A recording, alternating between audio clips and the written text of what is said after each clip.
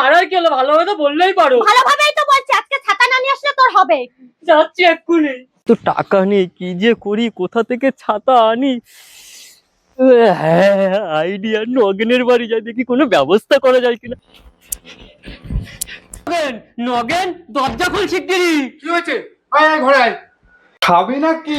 না না, খাবো না। আমার তুই কিছু টাকা দাও, আমি একটা ছাতা কিনবো। ছাতা দিয়ে কি করবি? আমার বইয়ের ছাতাটা আমি ভেঙে রেখেছি, আজকে ছাতা না নিয়ে গেলে আমার ব্যবস্থা করবে বলেছে। কি বলিস? তুই বস, আমি দেখছি।